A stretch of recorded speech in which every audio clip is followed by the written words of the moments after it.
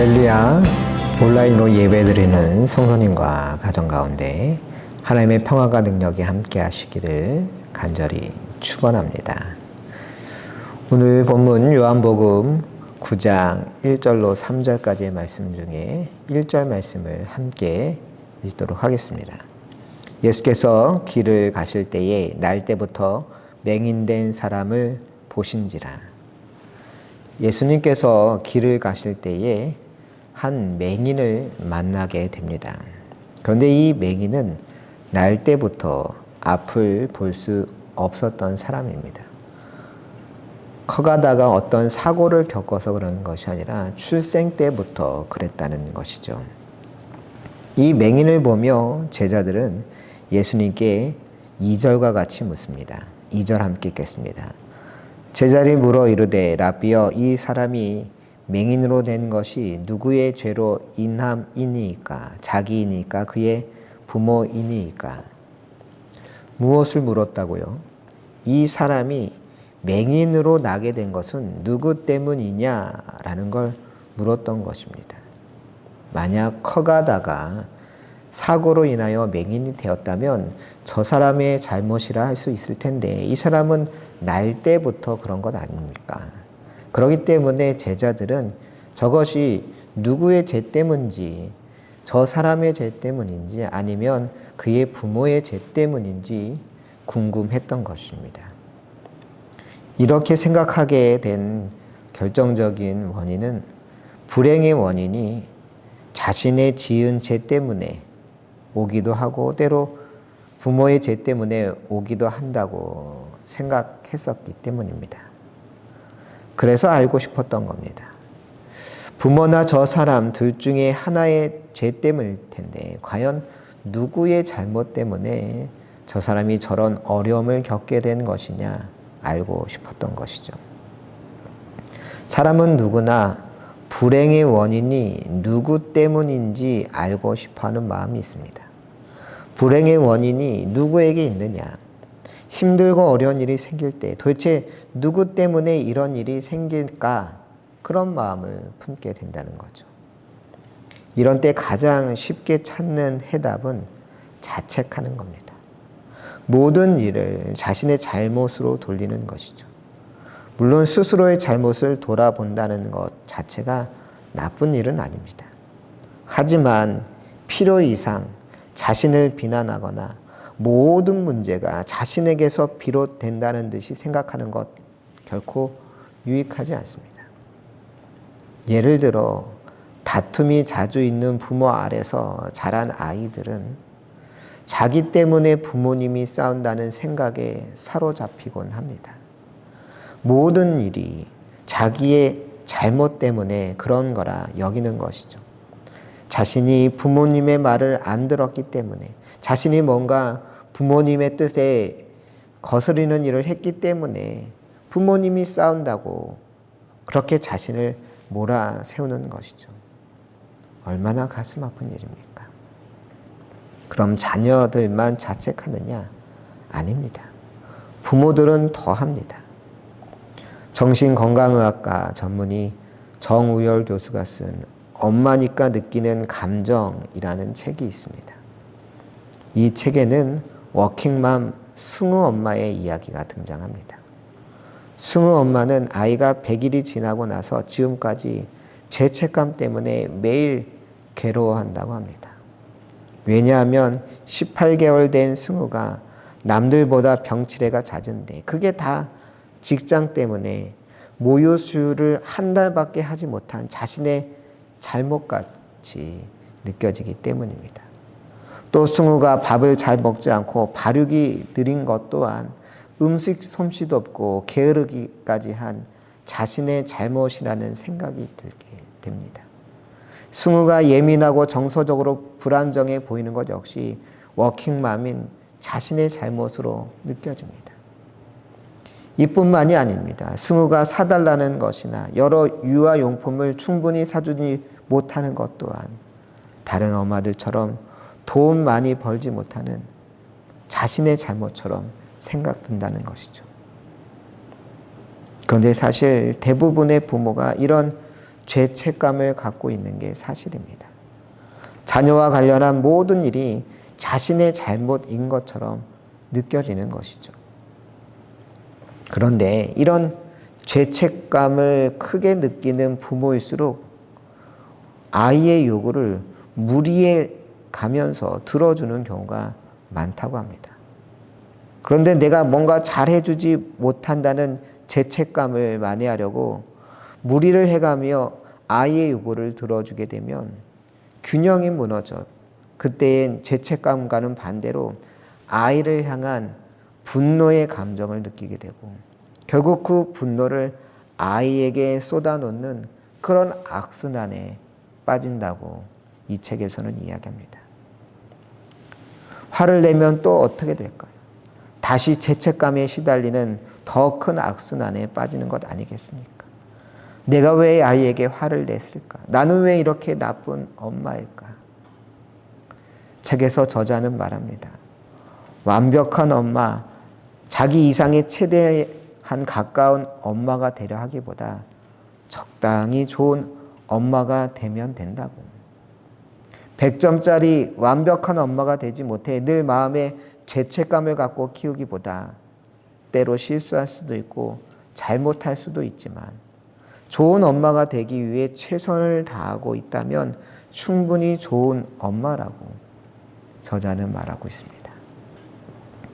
그런데 세상에는 모든 문제가 자신의 책임인 듯 생각하는 자책하는 사람이 있는가 하면 반대로 무턱대고 무조건 남 탓하는 사람들도 있습니다.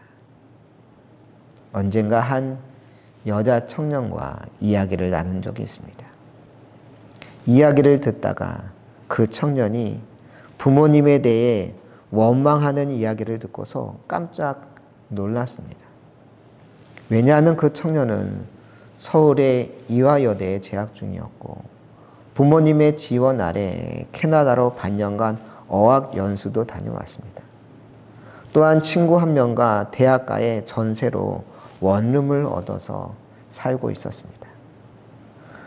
보기에 부모님의 충분한 지원 아래 나름 넉넉한 형편 가운데 살고 있었습니다. 그런데도 이 청년은 부모님에 대한 서운한 마음이 가득했습니다. 왜 그런가 했더니 주변에 있는 다른 친구들 때문이었습니다. 같은 학교 다니면서 만나는 친구들이 대부분 소위 강남에 잘 사는 집 자녀였고 그러다 보니 그 친구들은 부모님이 공부에만 집중하라고 학교 주변에 몇 억씩 하는 좋은 아파트를 얻어주기도 하고 등교할 때 힘들면 안 된다고 자가용을 한 대씩 사주곤 했던 겁니다.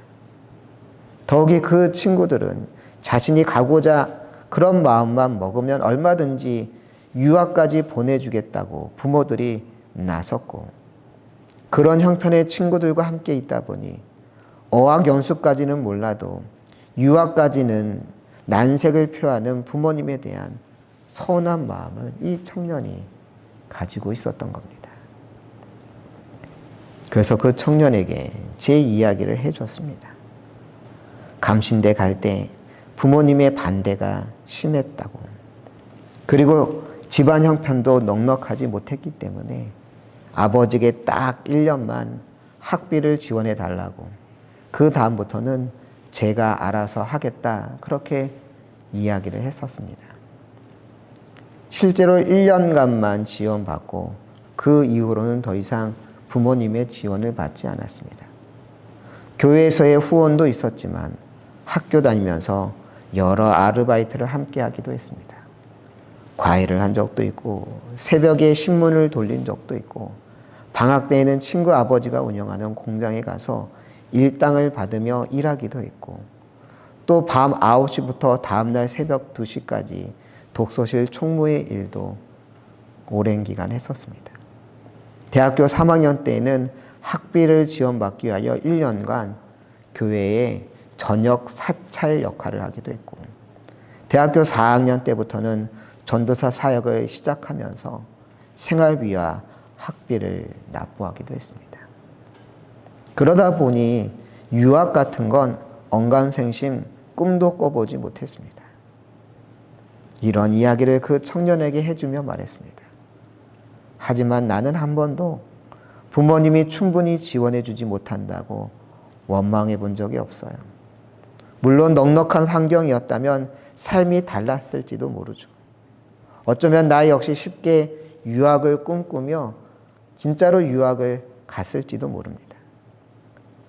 하지만 어쩌겠어요. 부모님이 일부러 그런 것도 아니고 부모님은 나름 하실 수 있는 한도 내에서 지금까지 나를 지원해 주셨다고 생각해요. 먹여주고 입혀주고 재워주고 그것만으로도 너무 감사할 따름이에요. 부모님이 내 욕심을 못 채워주셨다고 서운해할 일이 아니에요.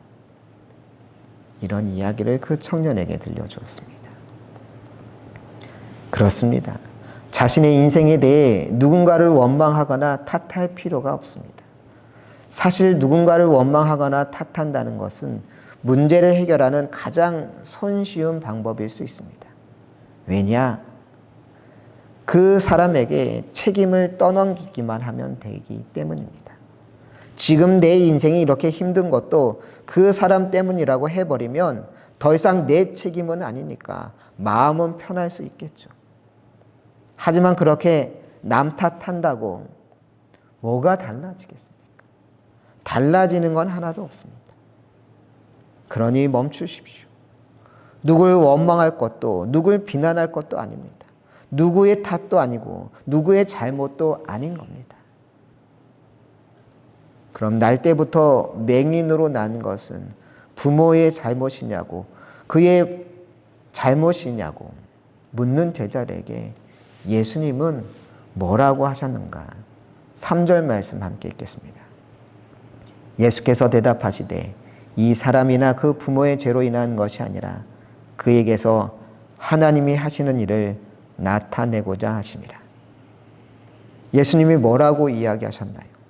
부모의 잘못이라 하셨습니까? 아니면 그 자신의 잘못이라 하셨습니까? 예수님의 말씀은 둘 다 아니라는 겁니다. 이 사람이나 그 부모의 죄로 인한 것이 아니라고 말씀하셨습니다.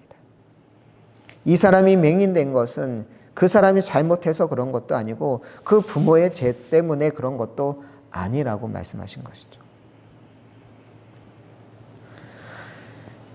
그럼 오늘 본문 속에서 날 때부터 그 사람이 맹인되었던 것은 무슨 이유 때문이었을까요? 3절에서 예수님이 하시고자 하셨던 이야기는 무엇이었을까요? 우리 3절 다시 한번 읽겠습니다.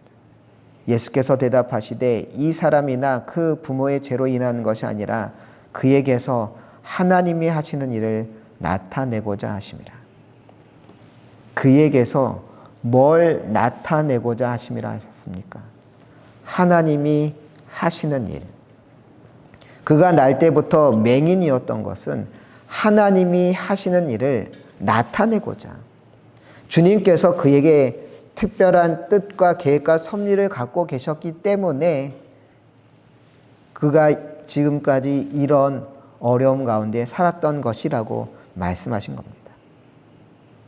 하나님이 하시는 일이란 하나님의 일, 하나님의 섭리와 계획, 그런 뜻을 갖고 있는 겁니다.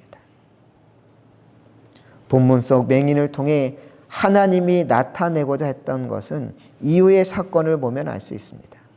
이 말씀 후 예수님께서 땅에 침을 뱉어 진흙을 이겨 그의 눈에 바르시며 7절과 같이 말씀하시는데 7절 함께 읽겠습니다. 이르시되 실로암 못에 가서 씻으라 하시니 실로암은 번역하면 보냄을 받았다는 뜻이라. 이에 가서 씻고 밝은 눈으로 왔더라. 어디에 가서 씻으라고 하셨습니다. 실로암 못에 가서 씻으라 하셨습니다. 이 맹인은 예수님의 말씀대로 실로암 연못에 가서 씻었고 밝은 눈이 되어 돌아왔습니다. 그의 눈이 밝아짐으로 하나님의 은혜가 그리스도를 통하여 지금도 살아 역사한다는 것이 온 세상에 알려졌습니다. 이것이 바로 이 맹인을 통해 하나님이 하고자 하셨던 일인 겁니다. 이 사람이 맹인으로 태어난 것은 그의 잘못이거나 그의 부모의 잘못 때문이 아니라 그를 통해 하나님의 살아계심을 드러내기 위해서였던 것입니다. 이전 교회 한 권사님 댁을 신방했습니다. 그 권사님은 아들 때문에 마음고생이 심했습니다. 건강하지 못한 몸으로 태어나 성인이 되었지만 하는 사업마다 다 잘 안 되었던 겁니다. 그러다 보니 이 권사님에게는 늘 혹시 어미 된 나 때문에 이 아이의 인생이 이런 것이 아닐까 싶은 생각이 끊이지 않았습니다. 그래서 그 권사님에게 오늘 본문 속 말씀을 읽어드렸습니다. 그러면서 이야기했습니다. 예수님 말씀처럼 아들이나 권사님의 죄로 인해 이런 일이 일어난 게 아니에요. 하나님이 뜻하신 바가 있어 지금의 일들도 겪는 것이니 권사님 너무 자책하지 마시고 하나님의 뜻을 깨달을 때까지 기도하세요. 그랬더니 그 권사님이 그 자리에서 펑펑 우시면서 이야기하시는 거였습니다. 그가 너무 괴로웠다고. 아들이 조금만 아파도 어렸을 때 잘 먹이지 못한 것 때문에 이런 걸까? 이런 생각이 들었고 아들의 삐뚤어진 모습을 보면 내가 일하는데 바빠 사랑을 충분히 주지 못해 이런 걸까라는 두려움에 떨었다고. 사업이 잘 안 될 때는 내가 돈이 많았으면 힘들 때 넉넉히 보태줄 수 있었을 텐데 이런 자책감에 늘 사로잡혀 괴로웠다고. 아들이 잘 안 되는 건 전부 엄마 탓인 듯 생각들어 마음 편할 일이 없었다고 고백하면서 그런데 말씀을 듣고 보니 그런 일이 아니었음을 깨닫게 되었다고. 이 모든 일을 통해 하나님이 무엇을 하고자 하시는지 기도할 것이라고. 그래서 하나님이 하시고자 하는 일을 분명 이루겠다고 그 권사님은 이야기하셨습니다. 혹시 여러분이나 여러분의 가정에 무슨 심각한 질병이나 문제가 있습니까? 그때 여러분은 어떤 생각을 하십니까? 내가 무슨 잘못을 했기에 이런 고생을 하나? 라는 생각을 하십니까? 혹시 세상 사람들처럼 내가 전생에 무슨 잘못을 했다고 이런 아픔을 겪나? 라고 생각하는 것은 아닙니까? 주님께서 원하시는 것은 여러분의 질병과 문제를 통해 하나님이 나타내고자 하시는 뜻이 무엇인지 묻는 것입니다. 하나님께서는 과연 어떤 의미 때문에 이러한 질병과 문제를 나에게 허락하셨는지 우리는 물어야 합니다. 자신을 원망하고 부모를 원망할 것이 아니라 주님께서 이 일을 통하여 어떤 것을 깨닫게 하시기 위함인지 우리는 물어야 할 줄로 믿습니다. 이존교회 한 성도님이 자신의 형부에 대한 이야기를 들려주었습니다. 그 형부는 철저한 불교 신자였다고 합니다. 대학에서 불교 동아리 회장까지 할 정도로 열심히 있었습니다. 공군에 입대하여 소위까지 달았을 때 마침 민영 항공사인 아시아나가 출범할 준비를 하고 있었습니다. 이제 아시아나에 취업만 하면 엄청난 연봉뿐만 아니라 항공기 조종사라고 하는 직함을 가질 수 있는 절호의 기회였습니다. 그래서 제대하고 아시아나로 이직을 준비하면서 건강검진을 받았다고 합니다. 워낙 건강한 체질이라 다른 데는 다 문제가 없었고 평소 피곤해 눈만 좀 침침했을 뿐이었는데 검사 결과 뇌종양 판정을 받은 겁니다. 뇌종양이 생겨 그 뇌종양이 눈의 시신경을 자극하여 그동안 눈이 점점 안 좋아졌던 것입니다. 그런데 의사는 더욱 절망적인 소식만 전했습니다. 너무 늦게 발견해 좋아지기는커녕 곧 시력을 모두 잃게 될 거라는 이야기였습니다. 하루아침에 모든 것이 달라져 버렸습니다. 이직을 해 아시아나 기장으로 새롭게 시작할 희망으로 부풀어 있던 그 모든 희망은 사라지고 이제 병원에 누워 하루하루 안 좋아지는 시력에 절망하며 실망과 분노로 마음의 병이 깊어만 갔습니다. 그 무렵 병원에 누워있는 그 형부에게 한 부부가 찾아왔다고 합니다. 그 부부는 공무원 생활을 하다가 선교에 대한 사명을 받고 연금이고 뭐고 다 내려놓고 병원마다 돌아다니며 주님의 복음을 증거하는 그런 일에 전념하는 부부였습니다. 그 부부가 찾아와 주님을 영접하라고 형부에게 복음을 전하자 오히려 그 형부는 이때다 싶었는지 그 부부에게 고래고래 소리쳤다고 합니다. 당장 꺼져. 그런 소리는 내 몸이나 고치고 하라고. 만약 내 몸을 고쳐준다면 믿겠지만 그렇지 않다면 결코 믿지 않을 테니까. 이렇게 고함을 질러가며 쫓아냈지만 이 부부는 그날 이후 빠짐없이 병원을 찾아왔다고 합니다. 찾아와 형부를 위해 기도하고 또 기도했습니다. 그런데 이후 놀라운 일이 벌어졌습니다. 그렇게 급속도로 커가던 종양이 갑작스레 성장을 멈춰버린 겁니다. 의사는 내 종양이 점점 커지면서 곧 목숨까지 이를 것이라 예상했지만 전혀 의외의 결과가 나타나기 시작했습니다. 이 사건으로 인해 형부의 삶이 바뀌었다고 합니다. 그렇게 완고하던 형부는 주님을 영접하게 되었고 교회에 봉사하기 시작했습니다. 그뿐만 아니라 형수와 그의 자녀들까지도 주님 앞에 나와 예배 생활을 시작하며 신앙 생활을 시작했습니다. 비록 시력이 완전히 회복된 것은 아니었지만 사물을 흐릿하게 구분할 정도의 시력은 유지되었고 10여 년이 지난 지금까지도 종양 역시 더 커지지 않았다고 했습니다. 형부는 깨닫게 됩니다.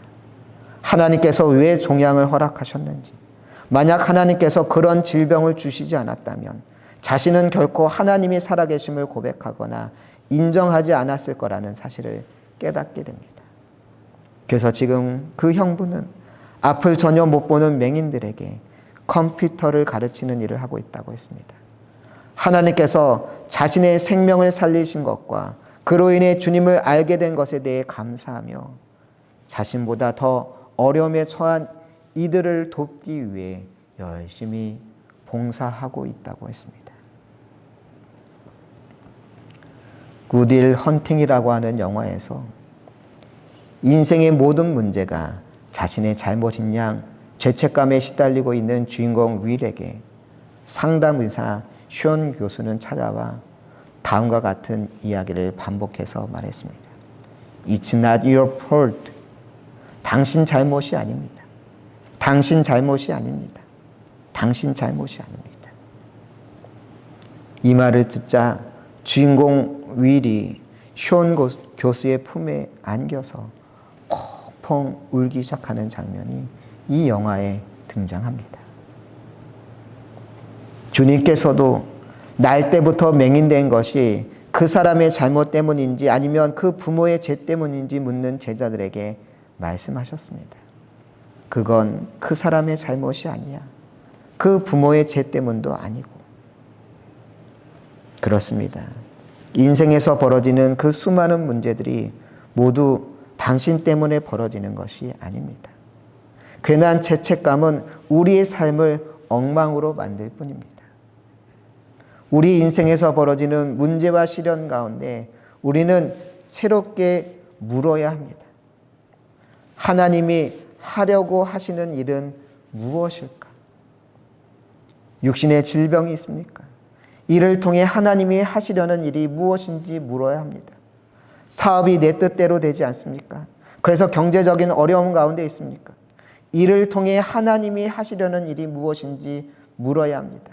내 자녀의 인생이 풀리지 않습니까? 그 인생에 자꾸 힘든 일이 생깁니까? 이를 통해 하나님이 하시려는 일이 무엇인지 물어야 합니다.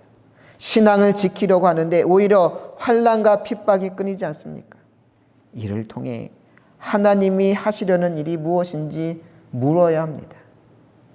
주님께서는 분명 우리 인생을 향한 놀라운 계획을 갖고 계신 줄 믿습니다. 그래서 예레미야 29장 11절은 말합니다. 여호와의 말씀이니라 너희를 향한 나의 생각을 내가 아나니 평안이요 재앙이 아니니라. 너희에게 미래와 희망을 주는 것이니라. 그렇습니다. 우리를 향한 하나님의 생각은 평안이지 재앙이 아니라고 했습니다. 우리를 향한 하나님의 뜻을 발견할 때 더 이상 자신을 향한 자책도 사라지게 될 것이며 누군가를 향한 원망도 사라지게 될 것입니다.